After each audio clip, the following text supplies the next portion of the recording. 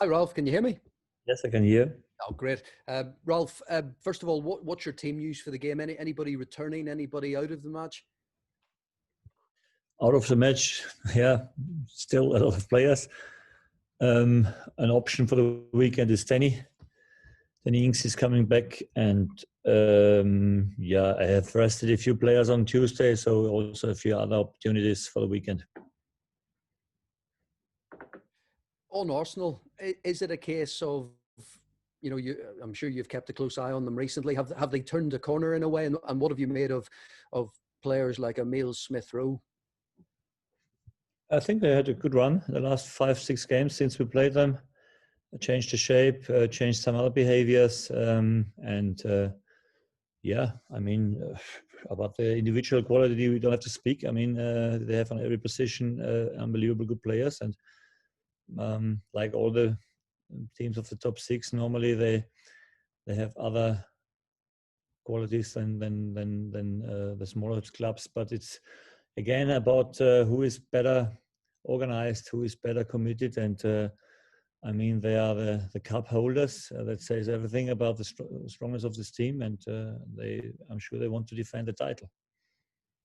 And you mentioned Danny Ings being back. How is he in terms of his health and returning to fitness, and also just the weekly question on his future as well? I just wondered, have you been given any sort of positive news on that, in the sense that he could stay on?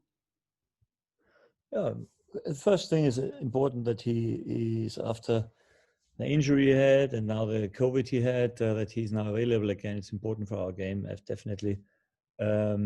He's important for our game. We try to bring him in the position that he can score again and help us.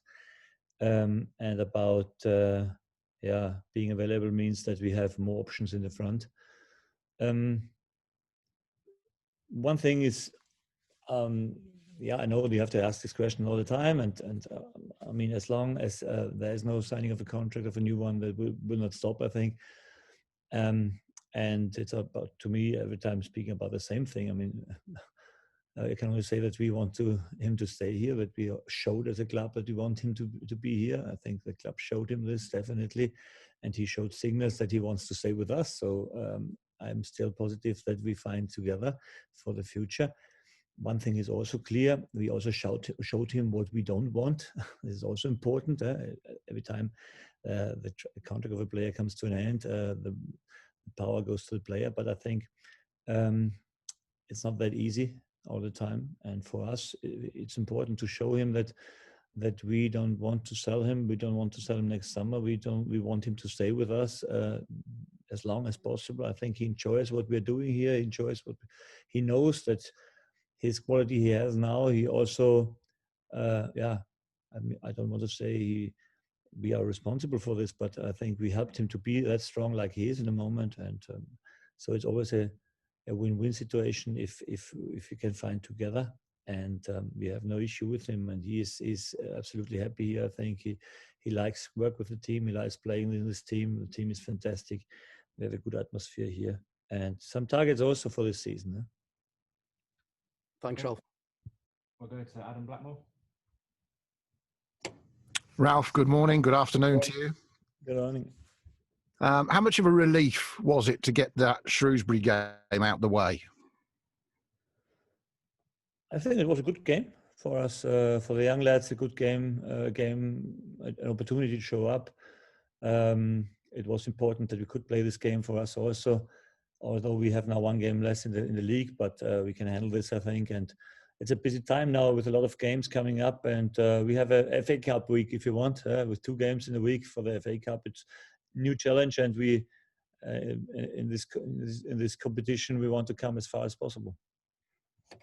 Arsenal twice in 4 days. I quite like the prospect of it. It's easier for my research and hopefully for yours as well. But the interesting thing is, can you prioritise either game, or do you have to treat them both the same? Because fans will have their own view as to whether they'd rather win in the Cup or take 3 points. I don't know what they prefer. I prefer winning both, to be honest. If it's possible, we do it.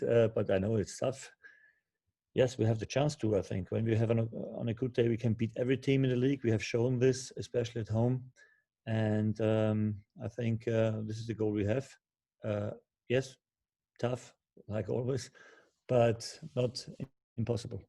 And of course, realistically, it's the simplest way to get into European football, isn't it? As well as the glory of the FA Cup and playing at Wembley, for a lot of clubs, and a club as strong as yours has been this season, it's potentially the easier than trying to get into the top 6 or 7 to win in the FA Cup, yeah? If you see it like this, yes, maybe. But if you want to go there, then you'll have on this way definitely strong opponents to beat. So I don't know if it's so easy. So like you said, maybe only a few games to win. But I think no, we have for us is the most important thing that we have shown in the league ourselves that we can beat these teams, and this is what we need to. And I'm thinking about 2 very interesting games against a strong side, tactically on a good level, and for us a good chance to show ourselves that we are able to win against Arsenal at home. Thank you very much, Ralph. Thanks a lot. Okay, we'll go to James at TalkSport. Hi, Ralph. Hello. Ralph, there were 8 academy graduates who featured against Shrewsbury on Tuesday. How confident are you about the strength and depth that you're building here at this football club?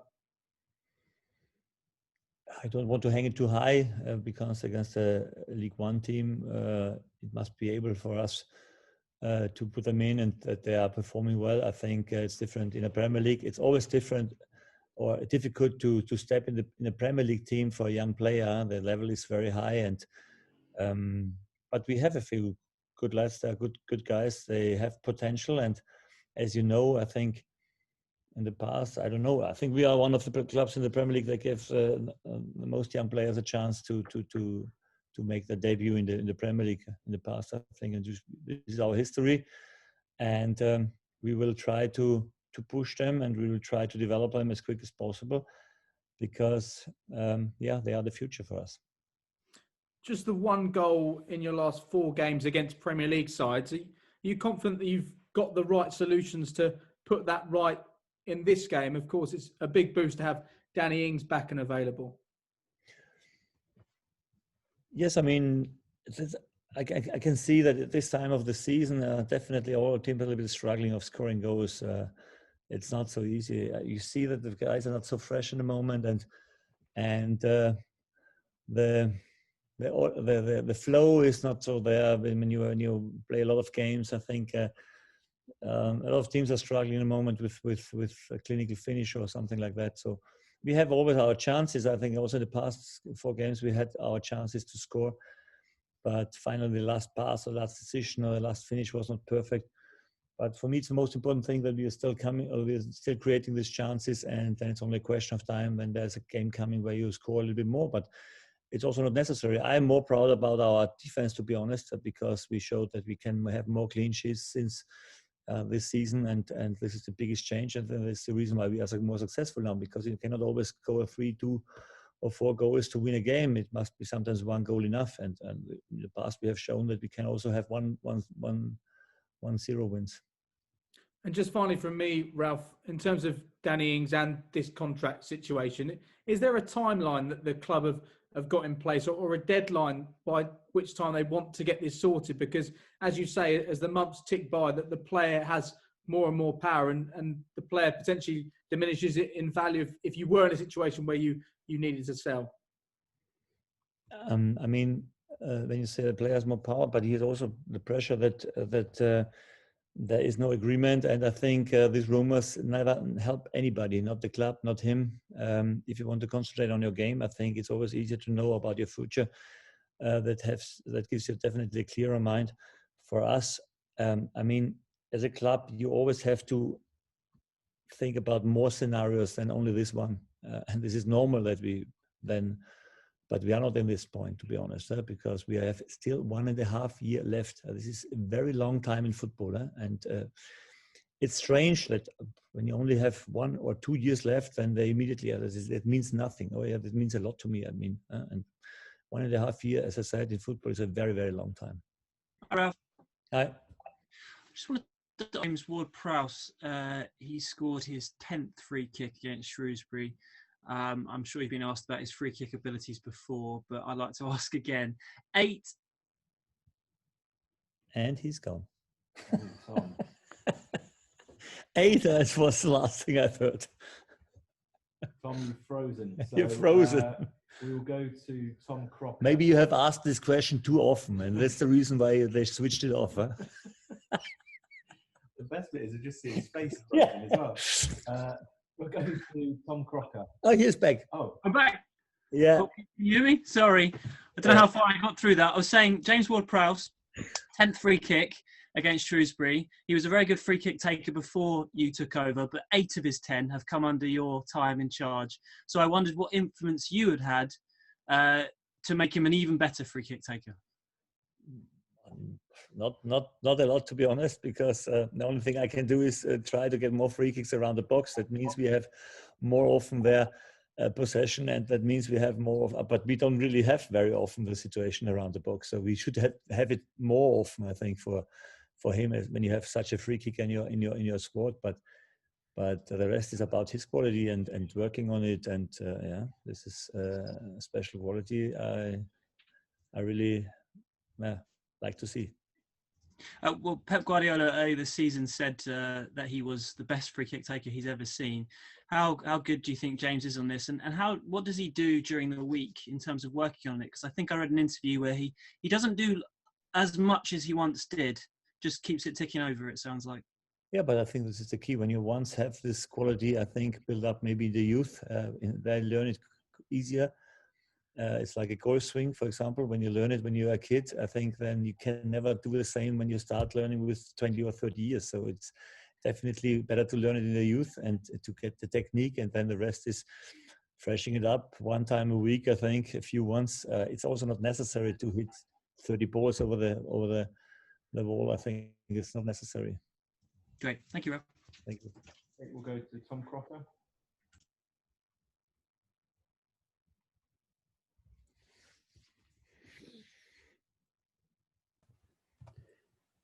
Hi, Ralph.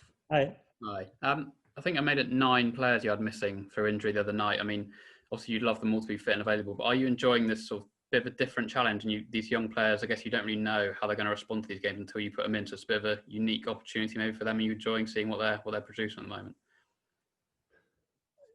I don't enjoy having so many injured players, to be honest. So it would be easier for me to stick to one team and go with this one team through other games. But if you have to replace somebody, it can never be a big issue. It should never be a big issue, because for a short term, it must be always possible to replace him. For a long term, you definitely lose quality. This is no question. Yeah? There's a reason why some players are worth 30 or 40 million and others are just coming up. There must be a difference, but in the end, it must be always possible to replace players for a short term, and this is what we have to do with the young ones. And I am not scared of giving them a chance and winning games with them. You mentioned you'd like to say have a settled team, and that's pretty much what you had at the first few months of the season. Have you ever known anything quite like this in management, to lose so many players so quickly and have to readjust so quickly? Cannot remember, no. But I also cannot remember that we ever had such a situation like we have in a moment with massive games in the short term, no recovery options here, or less recovery options, with cannot use any facilities indoor, no preseason at all. I had never such a situation. Yeah, this is the reason why I can also not remember having so many problems with injuries. Yeah. Well, thank you, Ralph. Cheers. Thank you. Okay, Ben Stanfield. Thanks, Jordan. Afternoon, Ralph. You were talking after the Shrewsbury game about the run of games that are, of course, coming up now.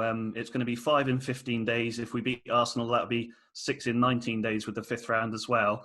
Given, I suppose, everything that we sort of the momentum we got from the first half of the campaign, how important do you think the next couple of weeks are in the season, particularly with squad fitness, or is it the old cliche about just taking each game as it comes?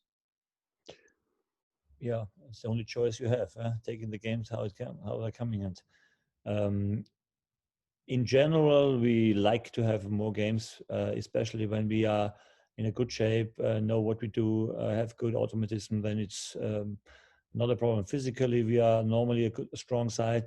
We know that we have a very intense way of playing football, maybe one of the most intense in the Premier League from all teams, with the running stats and the sprinting stats. And I think this sometimes people think you cannot do this for such an intense time, but when I remember in the past, these were most of the time the most successful terms we had when we had a lot of games in a row coming up. So we are prepared for this, although we have not every player on board, but they're coming back hopefully over the next 2-3 weeks, and more options then for me available.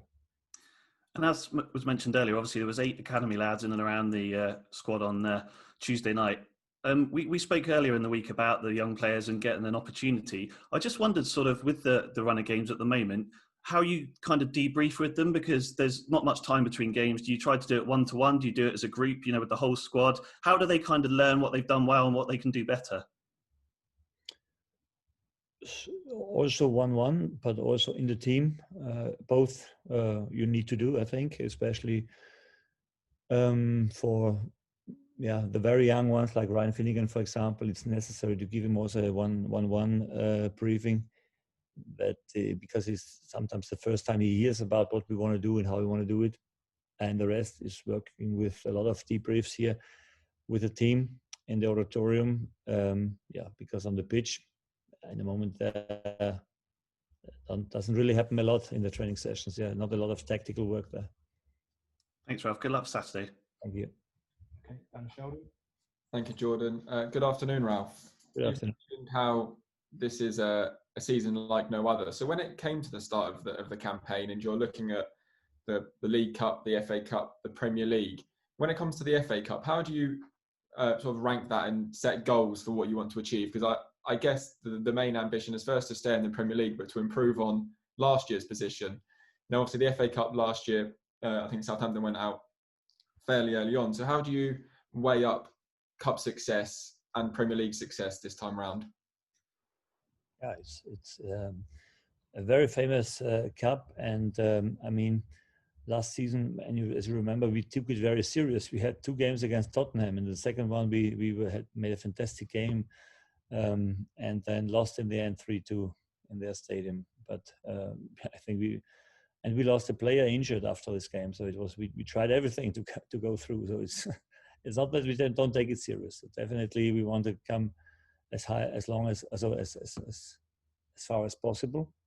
And I mean, the knowledge that we have about how we have to play against the big teams now and how it is possible to win against them is important, but it's always a 50-50 situation, and we must do everything possible for bringing us in a situation that we can win this game. And from a preparation point of view, before you played Shrewsbury, you already knew who your potential opponents are in the 4th and 5th round. Given there's not a lot of time between games, as Ben has just said, how helpful is that for you and your analytics team to look ahead? Are you able to do that? No, because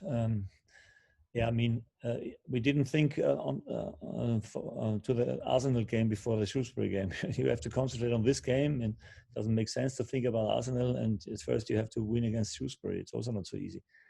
But finally, every game is coming up is 100% concentration on. Now we have 2 times Arsenal in 4 days. This is something not normal, to be honest. And makes also the debrief after the first game easier, because you don't have to concentrate on the next opponent. It's the same opponent again. So, as I said, in both games, we will see 2 teams, I think, fighting for everything. And they are the cup holders, as I said. I cannot think that they are concentrating now on the league, because they are still 2 points behind us in the league. So they will also try everything on the weekend to go to the next round, and we will do the same. And then 4 days later is a completely different challenge in a league game. But there are also 2 teams fighting for the 3 points. So I cannot say that I expect anybody to step or to make it easy on the weekend and concentrate on the league game or whatever. Thank you, Ralph. Good luck. Thanks you. Are they happy birthday banners in the background, Dan? They are. Do you know what? I didn't even notice them. I'm the big 26 today. I didn't notice them. And as soon as I switched on Zoom, I thought, oh my God, I've got these banners in the background. I didn't even notice. I swear down. Happy birthday. Yeah? Thank you very much. Good luck for the weekend. Thank you. Okay, we'll go to Rob Warlow. Hi, Ralph. Want to ask you about Josh Sims, what the latest is with his situation and whether he may feature in your plans or whether perhaps he may go back on loan? He's not in our bubble in the moment, not with us in the training session. So I know that he's back, and yeah, we will look about his future in the next couple of weeks. Because I understand there is interest. Obviously, Doncaster had him on loan. They've said that they would like him back. Is it something that you need to consider with the injuries at the moment, whether perhaps you can integrate him into the squad? Yeah, we were discussing about this definitely, but because he's so long out of training, I think it doesn't make sense to bring him in quickly because it takes a lot of time until he's on the level to help us. Just sort of on a similar theme, you've obviously got a few players who are out on loan at the moment. Are you considering, or is there the option to recall any of them with the injury problems? Oh no, definitely not. I mean, if we were to have long-term injuries, more long-term injuries like we have, I think we have two with Obafemi and with Smallborn. The rest looks to be back fully very quick. Then it doesn't make sense to bring anybody back. But you're still monitoring the likes of Moyal Yunusi and obviously Callum Slattery's just gone out on loan as well. Yes, we have a few players they would like to go on loan. We must be very careful who we send on loan again because, yeah, as a special situation, it can happen that you sometimes have a few more COVID cases and then you need every player in the squad, and it makes more sense to look at first on for the club and then for the personal ego for the players. Okay. We'll Thanks, Ralph. Good luck for the weekend. Thank you. Tony, if you just unmute. Hi, Ralph. Hello. You said earlier that you were most proud. One of the things you were most proud about was your defensive performances this season and presumably at the end of last season. I just wondered what has been the difference in your defensive performances that has improved them. What would have been the factors that have improved in your defending as a team? Good question. We have an echo. It's better. I think the strange thing, different in the is more the okay, yeah. More the behavior with the ball. Sounds strange, but we are taking a little bit more risk of building up. But we also try to bring the ball on the ground earlier and quicker. So it's not so much a ping pong anymore. This is something that last season stressed us a little bit. We have now more control for the game. We have more possession. We have although we take more risk with the ball, a better behavior of still defending our goal. I mean, it sounds a little strange, but the biggest change was that we developed especially our game with the ball, and that helped us to be better organized. When we lose the ball, better organized in a lot of situations. We had not so often a situation that we, like the last game in the end, when we took a lot of risks and made a wrong pass and they made a second goal in Leicester. So these situations are not happening very often again in the future. Always a good balance of how we want to build up, how many players we have behind the ball. And we worked a lot on stuff, and I think you can see that this helps. But it's also, you've managed to do that, even though you've had to make changes, haven't you? Because you've had injuries, Vestergaard and Bertrand at times, but you've still managed to do that with different personnel. Yes, there's definitely. A big challenge. It was a very big challenge for us to replace Yannick. But Jack did a good job immediately. I mean, since he was playing, we had clean sheets, I think, and showed up immediately. This is important that we have an alternative. And although we had two injured centre backs, we could manage to keep stable. And I mean, This was important because this is always the fundament of every successful team. When you concede too many goals, I think you cannot always score, as I said, massive goals and to get good results. So you need to have good defense, and I think we have definitely. Thank you, Ralph. Good luck. Thank you. Hi, Ralph. Can you hear me? Yes, I can hear. Hi there, thank you. Just to pick up on the young players you've spoken a bit about, obviously you all know them very well from having them training with the first team squad for a while, but for supporters, Tuesday night was the first chance they got to see some of them playing competitively, and I know that's always very exciting for supporters.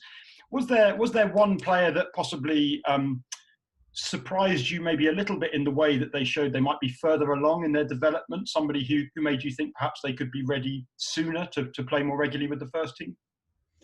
Yes, but to be honest, I don't want to name it because it's not good for the lads, I think, to pick somebody. Yeah, let them do their job, let them develop in the shadow of the other players around there and keep them calm, concentrating on the work, let them develop their game, and then it comes early enough, the discussion about him and about him.